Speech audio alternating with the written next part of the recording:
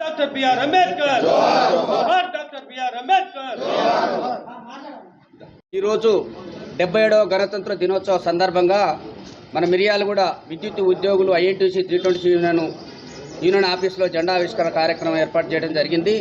మరియు 1950 జనవరి 26 గణతంత్ర దినోత్సవ సందర్భంగా గణతంత్ర దినంగా ఆవిర్భవించడం, దానికి ఆ రోజు నుంచి ఈ రోజు వరకు మనము అంబేద్కర్ రాసిన రాజ్యాంగాన్ని అమలు చేస్తూ తూచా తప్పకుండా అందరూ దేశ భవిష్యత్తును దృష్టిలో పెట్టుకొని ఆ మహానుభావునికి అసలుతటువంటి నివాళులు ఇస్తూ మరి ఆ మహానుభావులు పెద్దలు మహనీయులు చేసినటువంటి స్వాతంత్ర పుణ్య ఫలమే ఈరోజు మనం ఈ పండుగ చేసుకోవడం జరుగుతుంది.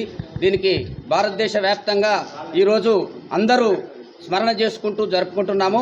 ఇలా ప్రపంచంలోనే అత్యధిక ప్రజాస్వామ్యం కలిగిన దేశంగా ఆవిర్భవించింది మన ఇండియా. దీనికి అందరికీ మనం సంతోషించాలని మనస్ఫూర్తిగా కోరుకుంటున్నాను. జై హింద్.